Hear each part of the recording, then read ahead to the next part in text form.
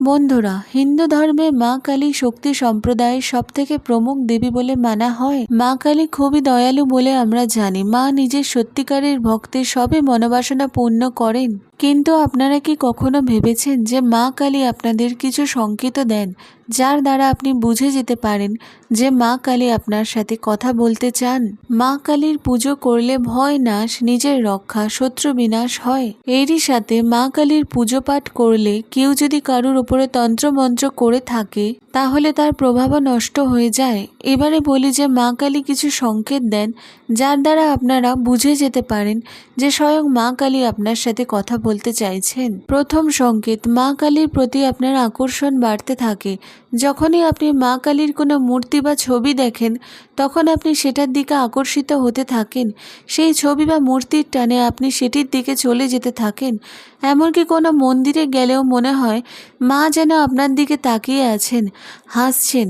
এরকমটা তখনই হয় যখন মা কালী আপনাকে ভালো কিছু দিতে চান বা আপনার সাথে কথা বলতে চান।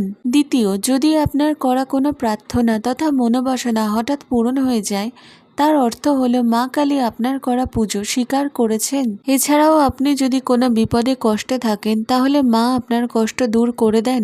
এর অর্থ এটাও যে মা কালী আপনার উপরে খুবই প্রসন্ন আছেন এবং আপনার সাথে মা কথা বলতে চান। তৃতীয় সংকেত হলো, যদি আপনার সাথে কিছু ভালো বা খারাপ হতে চলে তাহলে আপনি এর আভাস আগে থেকেই পেয়ে যাবেন।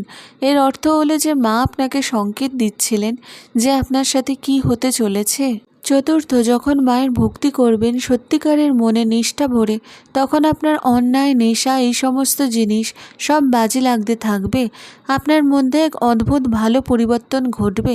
এর অর্থও এটা যে মা আপনার উপরে অত্যন্ত সন্তুষ্ট আছেন। পঞ্চম, যখন আপনার কোনো অসহায় বাচ্চা বা পশু পাখি মানুষের উপরে স্নেহভাব আসবে। ষষ্ঠম, যখন আপনি মা কালী পুজো করতে একাগ্র থাকেন কিন্তু হঠাৎই মায়ের চরণের থেকে ফুল বা গলার মালা আপনার হাতে বা আপনার কাছে এসে পড়ে, এটিকেও মায়ের সংকেত ভাবতে পারেন। সপ্তম সংকেত হলো, আপনি যদি মায়ের ভক্তি কথা বা মায়ের ভক্তিমূলক গান শোনেন আর আপনার ভেতরে এক আলাদা খুশির অনুভূতি হয়, তাহলে এটিও সংকেত হতে পারে যে মা আপনার সাথে কথা বলতে চান। অষ্টম, যদি আপনি হঠাৎ কোনো বিপদে পড়েন বা কোনো কারণে অসুস্থ হয়ে পড়েন, সেই সময়তেই যদি কোনো বাইরের ব্যক্তি হঠাৎ করে আপনার সত্যিকারের সাহায্যের জন্য আসে, তাহলে বুঝে যাবেন যে মা কালী তাকে আপনার সাহায্যের জন্য পাঠিয়েছেন। মা নিজেই সেই ব্যক্তির দ্বারা আপনাকে সাহায্য করছেন। নবম, যদি আপনি কোনো মুশকিলে থাকেন, কোনো সমস্যাতে থাকেন যার সমাধান আপনি কোনোভাবেই কারোর কাছে পাচ্ছেন না, তাহলে মা নিজেই আপনার স্বপ্নতে আসবেন এবং আপনাকে আপনার সমস্যার সমাধান দেবেন। এটাও এক প্রকারের সংকেত বলে মানতে পারেন। দশম, কখনো কখনো মাকে মন থেকে চোখ বন্ধ করে ডাকলে চোখ বন্ধ অবস্থায় অনুভূতি হয় যেন চোখের সামনে অনেক আলোক রশ্মি আছে, কিন্তু যখন চোখ খুলি তখন সব আগের মতনই দেখি আমরা। আসলে এই অনুভূতি ভুল নয়। এর অর্থ আমাদের মনের ডাক স্বয়ং তখন মা কালী শোনেন এবং এই প্রকার অনুভূতি হওয়া সাধারণ ব্যাপার না।